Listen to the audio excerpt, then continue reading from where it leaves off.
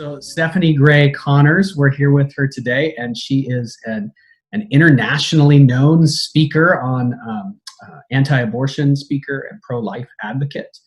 And you've worked in this area for quite a long time, both in Canada and the United States. Maybe you could just tell us a little bit about your background and how you got into this and where you're at now. Sure. So probably the first thing is just how I grew up. I grew up in the Fraser Valley. I was born in Vancouver and then raised in Chilliwack.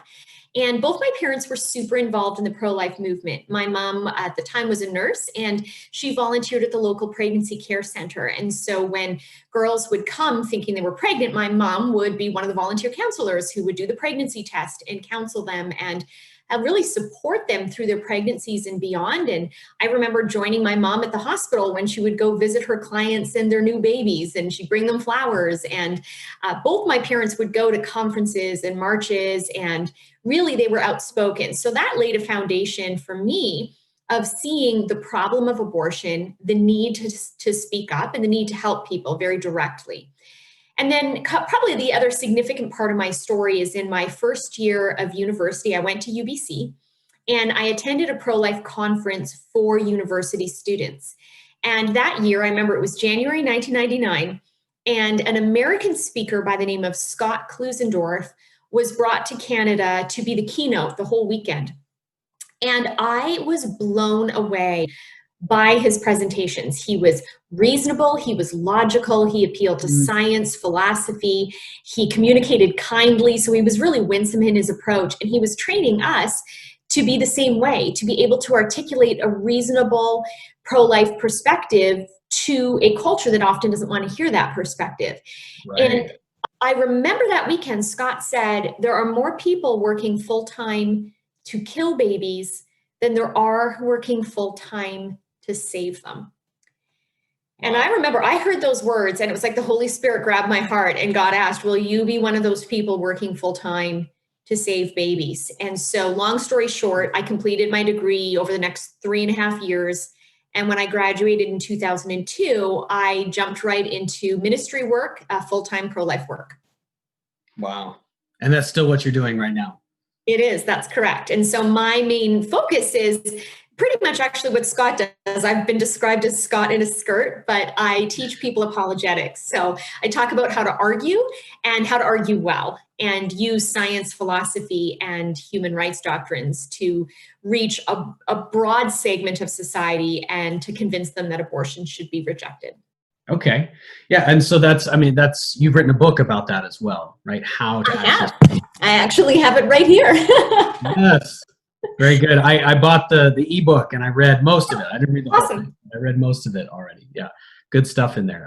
I especially like that idea, this is an issue that gets people really heated, right? I mean, we could go out and just get angry at people if our view is that abortion is murder. We could go out and just get angry at people, but that's not going to change culture. And so what will actually be effective? And so the title of your ministry, the name of your ministry even, which is Love Unleashes Life. Yeah, that's powerful. Okay, and Stephanie, you also have a connection to our church, the Community of Hope. Want to tell us about that connection? Sure. So actually, near the very beginning of my career, I met Einar and Laura Tang. And at the time, they only had Catherine. She was just a baby in arms when I met them. And I was speaking at a church in Vancouver that at the time they were attending when they lived in the city. And they heard my presentation and decided to start supporting my ministry and not just, want to financially support my ministry, but to really support me as a person. I remember them having me over for dinner, and they've since had me over at different times over the last almost 2 decades that I've known them, and have really journeyed with me in helping me proclaim this message. And I know they've even taken what I've shared with the culture, and they've then shared that information with people in their circle. So they've been huge fans, friends, and supporters. And then they connected me to the church several years ago now. And I spoke to your youth group many moons ago, it seems like. But yeah, so they've been awesome. That's really cool. Yeah, most of those youth are young adults now. Well, they all are young adults now, and which some of them are in our young adults group right now. So they'll get a kick out of seeing you on the screen again. That's great. Yeah, Laura shared a video of you over at the Tangs playing music with them. You were maybe playing guitar, and I don't remember exactly. I think Carl was on his bass or his cello. Yeah. Yes, so I am a huge fan of the ukulele. I've been musical my whole life and trained classically on piano and did Royal Conservatory of Music, but it was just in the last few years that I took up the ukulele. And I thought, well, you can't take a piano anywhere you go, but you can take a ukulele wherever you go. And so I think I'd written about this or referenced this in a talk. And when Ina and Laura read that online or saw it online, when they subsequently invited me over for a meal, they said, bring your ukulele. And so I did, and we just had a wonderful time because they're incredibly musical and talented. Yes. And so everyone was participating in some way or another. It was awesome. So if you look at the technical definition of abortion, it would be the termination of a pregnancy. And what I like to do when I provide that definition is ask people, what does it mean to terminate? And what is a pregnancy? So of course, to terminate, of course, we know the movie Terminator. To terminate means to end. And if we're ending something, that implies it already is in existence. What is a pregnancy? Well, a pregnancy is when a woman turns into a mother. All women, if they've never been pregnant, are mothers to be. But the moment a female becomes pregnant, she loses the status of mother to be. And then takes on the identity of mother. Why? Well, because there's offspring. And the moment there's offspring, then the female or the male of a particular species becomes if they're genetically the parent, becomes the parent of that offspring. And so pregnancy is really the start of parenthood when we human beings are at the very beginning of our lives. And so that means that by abortion terminating a pregnancy, it's ending the life of an innocent human being, of a child, of, as we would say from a Christian perspective, an image bearer, someone who is made in the image of God, who's unrepeatable and irreplaceable. If we look at abortion in Canada in particular, it was first legalized in 1969. And back then, basically the law said, okay, abortion is allowed under certain circumstances if you get the approval of what was called a therapeutic abortion committee, where a woman would go to a hospital and speak before a committee of people to try to make her case for an abortion. And sometimes those committees said, yes, you can get an abortion. And other times they said no. And so the people who wanted more widespread access to abortion began to fight that law. In fact, one of the main fighters of that law was a man who was a physician by the name of Dr. Henry Morgentaler, who interestingly was a victim of the Holocaust and had survived the concentration camps. And upon his survival, went from Europe to Canada, moved to Montreal, and he became an ardent defender of abortion, which is just so appalling to me because here he was someone who was victimized by a culture that said, you might be a human, but you're not a person because you're Jewish. And yet what he was doing was the same type of thing, but to a different group, where people who support abortion are essentially saying to preborn children, you might be technically human because your parents are, but you're not a person. And therefore we will justify the termination of your life. So long story short, he was one of the main leaders of the abortion rights movement in Canada that fought for the law from 1969 to be made more widespread. And essentially in the 1980s, that law was thrown out and not replaced with another law, which meant Canada became unique in most of the world in that we have no restrictions now on abortion whatsoever. So in Canada, it can occur through all 9 months of pregnancy for any reason, for no reason. And because of our healthcare system, it's even paid for by Canadian tax dollars. Wow. So did you say unique? That is unique to Canada in the entire world? Pretty much. I mean, the countries that would be similar to Canada would be China and North Korea, which are hardly known for being, bastions of human rights. Right. So, most places around the world will have, restrictions. Maybe say abortions can happen only in the first trimester or, basically they would have restrictions like that. Whereas in Canada, there's no restriction on the trimester. As long as the baby is in the mom's body, under Canadian law, the child is not considered to be a human person until having fully proceeded in a living state from the body of the mom. Wow. So an abortion could occur a day before the birth would have happened. Right. Now, some people will point out, well, that's rare. And I'll admit that is rare. But the point is, it is allowed from a legal perspective. It can happen. And there have been very late term abortions done. I myself have debated on several occasions one of Canada's few late term abortionists, Dr. Fraser Fellows. And he aborts babies up to 23 weeks and 6 days. Okay, so that's basically a day shy of the 6th month of pregnancy. And that is the age of viability. Babies have survived basically earlier than how late he kills babies. Usually viability is considered 24 weeks, but babies have survived at 23, 22. I think there was even a case of a preborn child surviving at 21 weeks of pregnancy. Wow.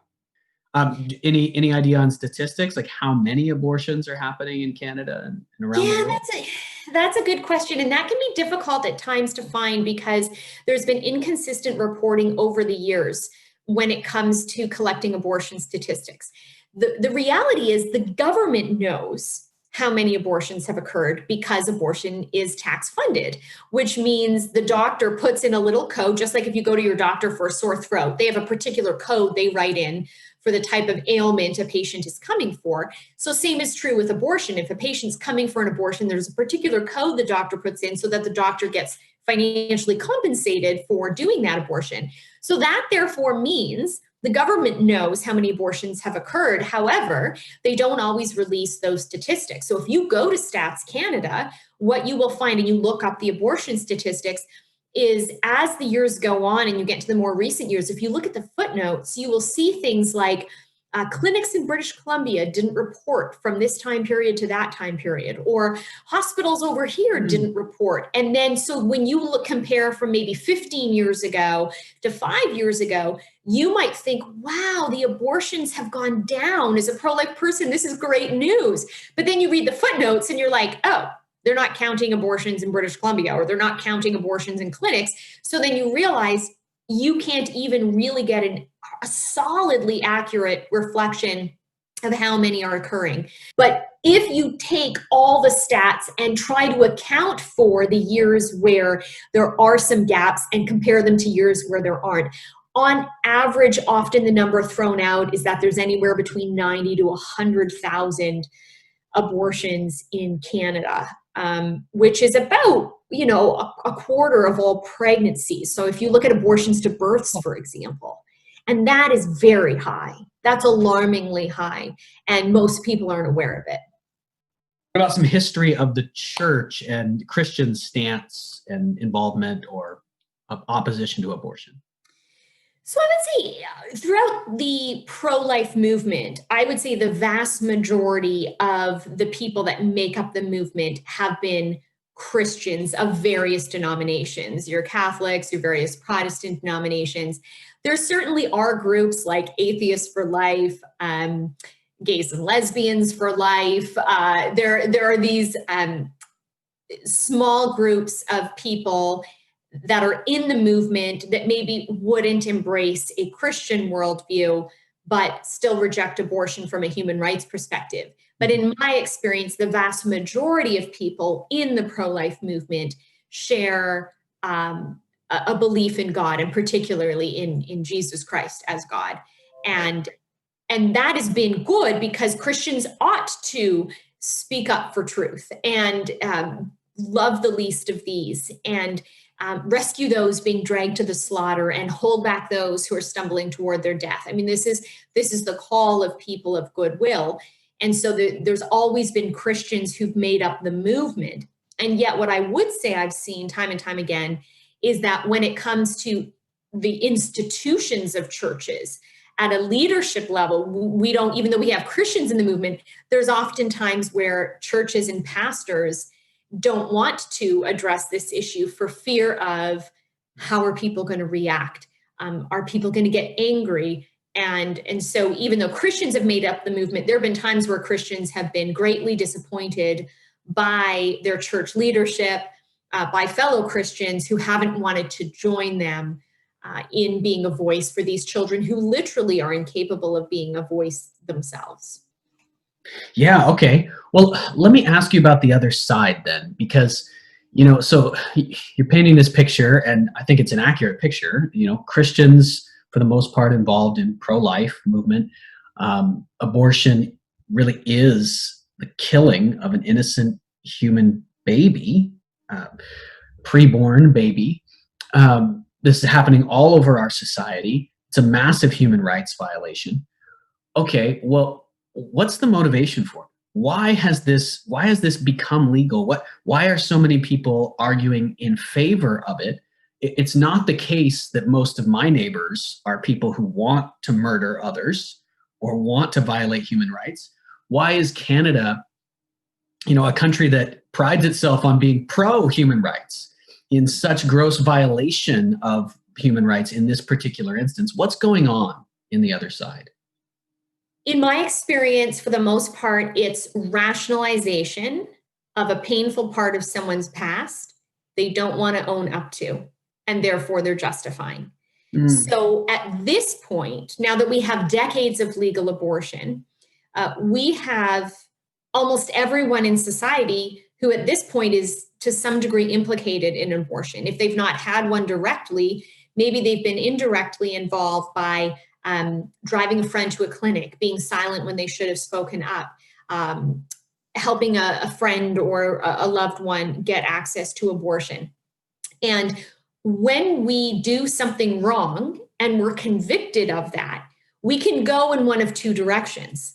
Direction one is the path of Peter, who, after he did something wrong and basically denied Christ at the time of Christ's greatest need, when he was being rejected and about to be crucified, and Peter was pointing out, "You're with that man, aren't you?" No, I don't know him. Peter was convicted he did something wrong. What did he do? He repented. And then not only did God forgive him, but God transformed him, which is what God wants to do for us, forgive and transform. And then what did Jesus do after the resurrection? He said to Peter, "Feed my sheep." He made him the leader of the church to encourage the other early Christians to do the right thing. And so from Peter's sin came this repentance and transformation. So that's option one, and that's the path we should go down, which is why you have many people in the pro-life movement who have been involved in abortion, who've had abortions, but regret it. Yeah. But unfortunately, the other path that is technically available to us when we are convicted of mistakes we've made is denial, rationalization, and justification. And so we do something wrong, but it hurts so much to admit that it was wrong. We don't want to change our ways, that we then encourage other people to do what we've done. We repeat what we've done. We promote what we've done. And so time and again, I see that in the abortion rights movement. People who have had abortions themselves, people who've performed abortions. As I mentioned, I've debated an abortion doctor, several in fact, people who have, will tell me, yeah, I drove a friend to an abortion clinic.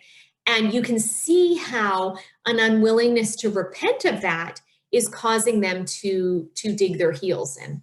Right. So you're suggesting at an individual level, maybe justification, kind of like you described with the rich young man who came to Jesus before he taught the parable, "Who is my neighbor?" He wants to justify some of his actions.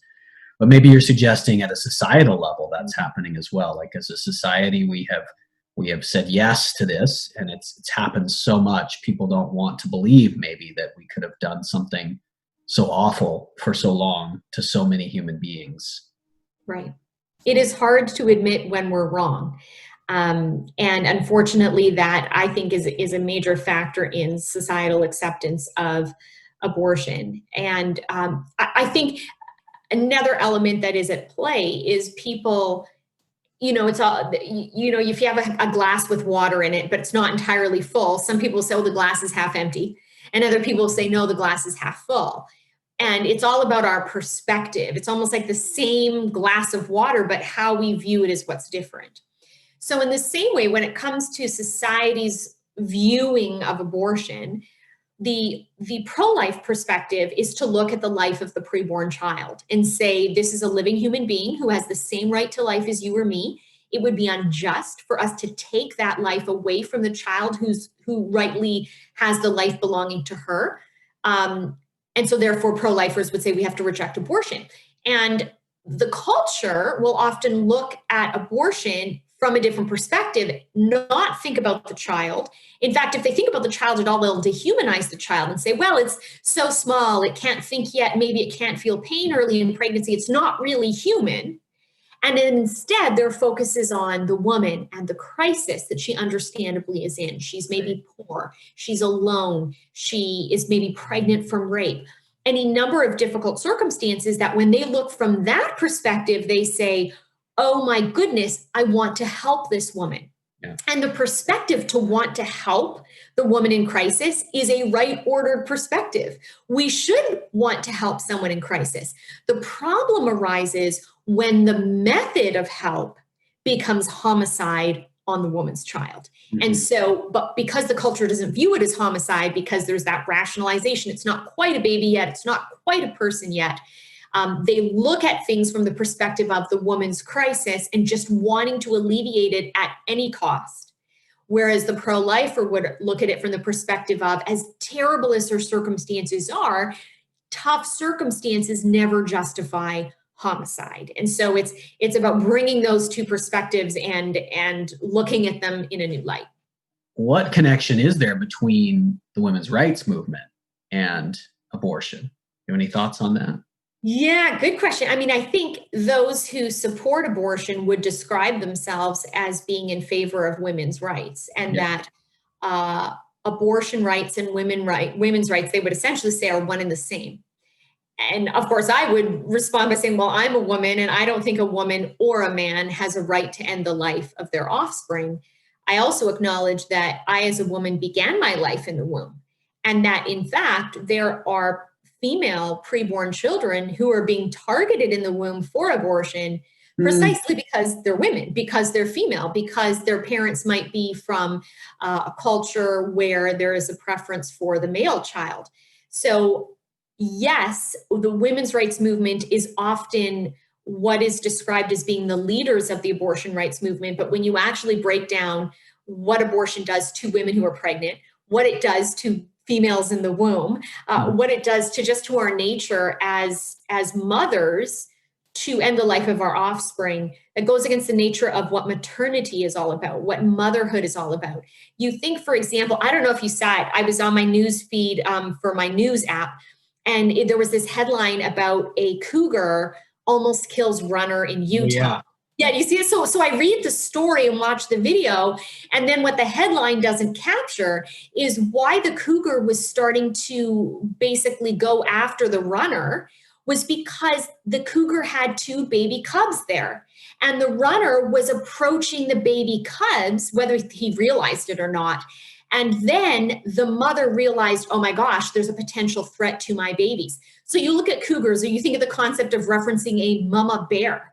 You know, if you see a baby bear, don't get close, because if you know the mama's nearby, she is going to fight to the death to protect her baby. So we look at the cougar, we look at the bear, and we think mamas have that fighting sense of, I am to protect my child. Mm-hmm. And so we need to get back into that perspective and say, one of the gifts that women have is our maternity. And our call to be mother, whether that's spiritual mother, which I believe is the call of all women, or whether that's biological mother, which ends up being the call for many, but not all women.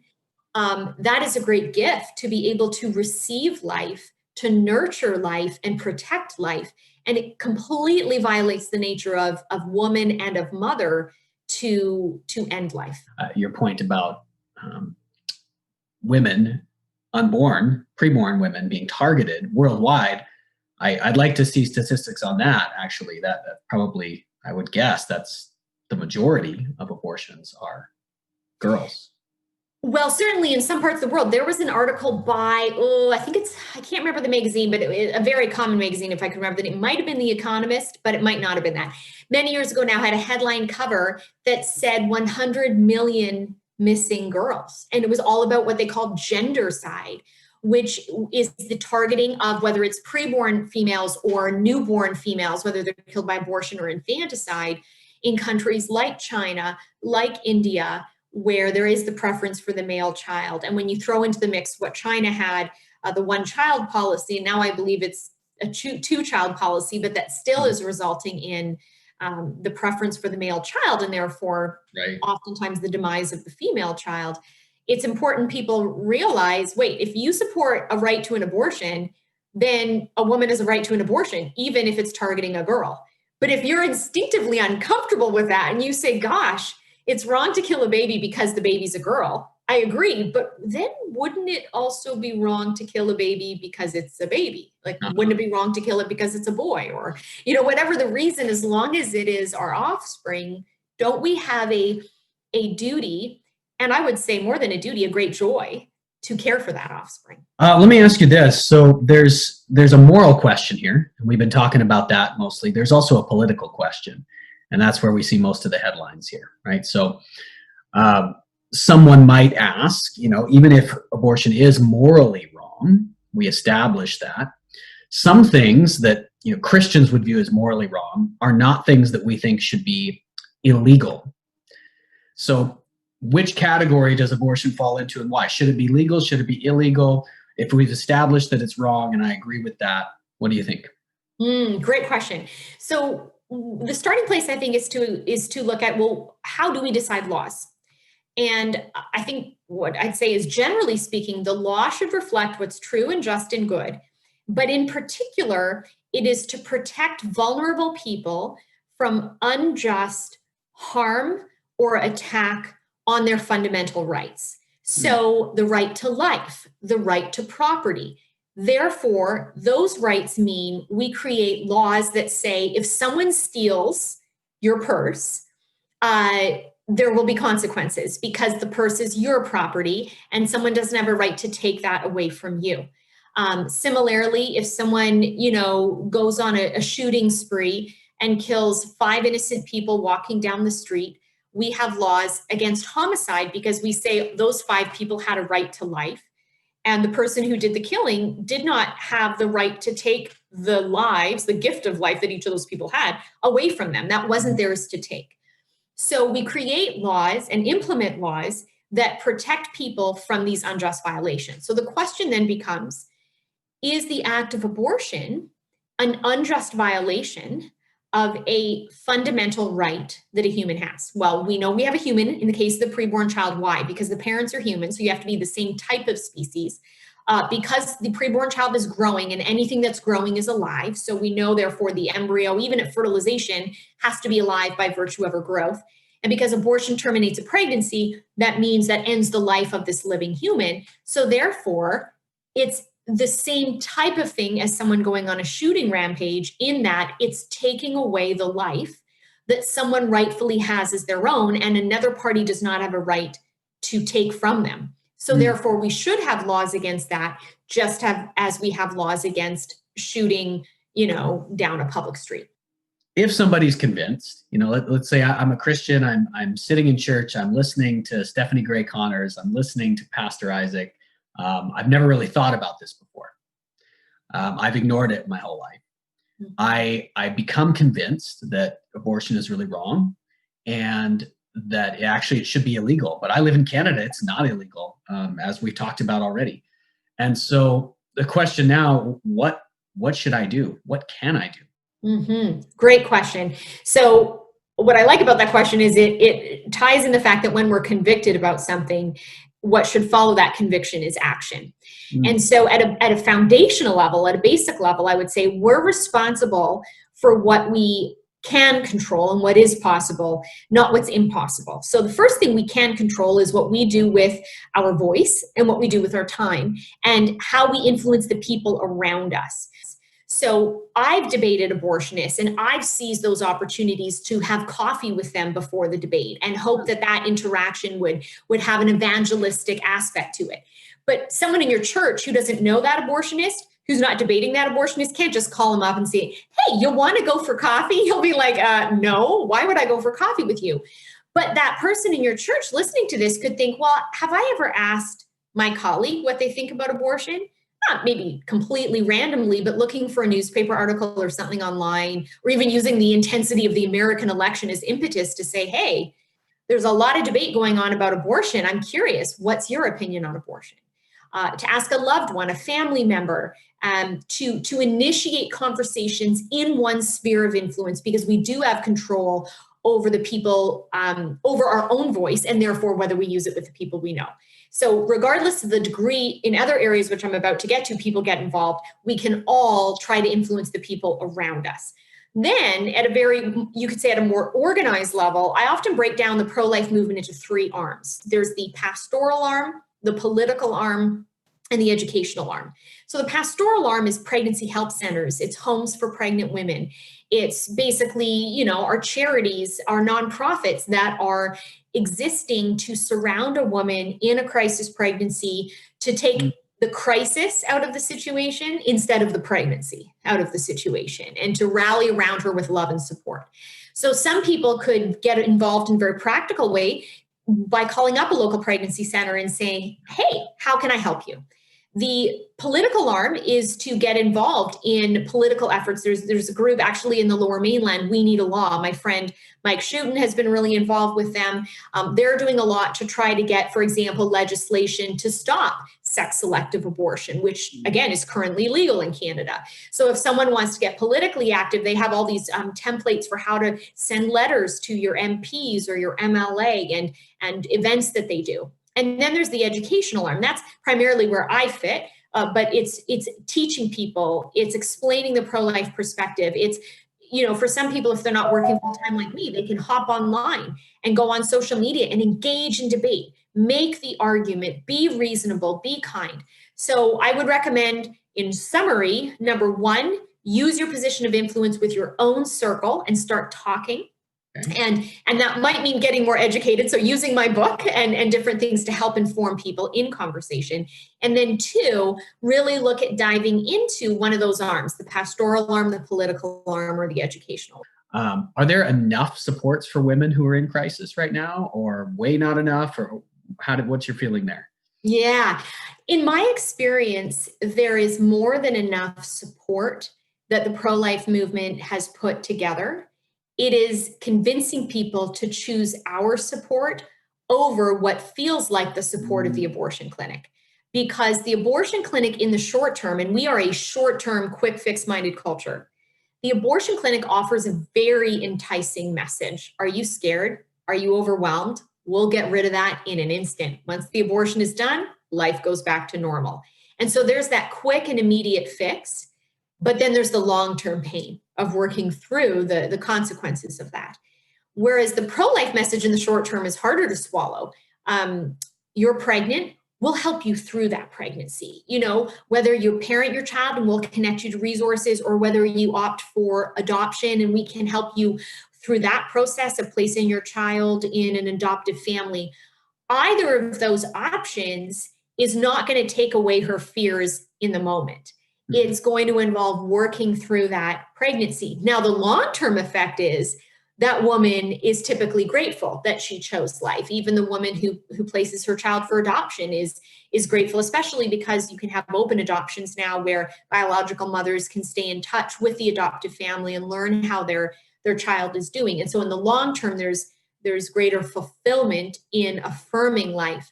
But it's a hard sell in the short term. So there are so many pregnancy centers and pregnancy homes, but we need more people using them than currently are. Yeah, that's a challenge. Actually, it's not what I expected you to say. I thought you were going to say we need way more help and support for women in crisis pregnancy situations. But yeah, that makes it very difficult. So that almost means, what we need then is well, the church scattered through the world, in relationship with people, ready to step in and talk and pray with people at those key crucial moments. Yeah. And it is hard. Like I remember a case that was actually, I guess we're coming up to, was it last year? It was 2 years ago. This month, 2 years ago, I was kind of indirectly involved in a case where a woman was pregnant and she was almost 20 weeks. So she was far into that pregnancy and wanted an abortion. And so then someone consulted me who I know who was connected to this woman and said, oh my gosh, like, can you help? And so I was like, sure. And then there was a whole team of us that gathered around to help this girl. We had a lineup of 40 couples that were willing to adopt her child. She was offered help with work. She was offered money. Hundreds of dollars were spent on a private ultrasound where she saw 40 images of her child. She got a teddy bear with the actual recording of her child's heartbeat placed in that teddy bear. She was offered anything you could imagine, and she still chose on, I think it was October 31st, it was Halloween. She chose to kill her preborn child, which was just devastating to all of us who had tried so hard to convince her. But that's a perfect example where it's not that there wasn't support. There was more support than one could ever hope for, but it was the heart. And that's why we have got to work on the heart of people, which is why it's prayer and it's relationship. It's prayer and it's relationship. Yeah. My oldest son, we have 4 boys. My oldest is 19, or he's going to turn 19 in a week. He's working full-time in construction and finished Bible college last year. He's actually my stepson. I became his dad when he was 2. And my wife was a teenage mom with him. And when she was pregnant, she was very close to getting an abortion. And a Christian who her aunt knew stepped in and said, nope, that's not what we're going to do here. And prayed with her and changed her life. Wow. And your life and everyone else's life. His life. So many lives. Yeah. And that's the story that we need to remind people of, that it takes someone just saying, no, we're not doing that, but I'm going to help you with this alternative. So it's not like, yeah, we'll just carry that baby to term and good luck, so. If I was to make the case against abortion to the broadest possible audience, whether people are Christian, non-Christian, even non-religious, I would say the following. I believe in human rights, and I believe all humans are equal. And therefore, the question is, when does a human being begin her life? Well, because science teaches me that beings which reproduce sexually begin their lives at fertilization, otherwise known as sperm-egg fusion, then it follows that because humans are beings which reproduce sexually, that we begin our lives at sperm-egg fusion. And so each of us began as a one-celled embryo, where at that moment we were genetically different from our mom and our dad, this combination of both of them. We were human at that moment because they're human. And we were alive because the one cell grows into 2, 4, 8, and so forth. And that growth means we were living. And so because from fertilization onwards, there is a living human being, and because I believe in human rights and human equality, it follows that that living human being is equal to me just the way a 5-year-old is equal to me. And the same right to life that a 5-year-old and I have is the same right to life that that preborn human has as well. Thank you so much, Stephanie. You're welcome. It's been great to have you with us. I know you maybe don't feel like it, but you're with us on Sunday morning right now. Awesome. And, we've really appreciated it. Appreciate you taking the time and sharing not only your information and wisdom with us, but your heart with us. Well, thank you. And if people want to know more about just the practicals, what do I say in this case or that case, my website, which is loveunleasheslife.com, has a blog and access to my book and other information to help equip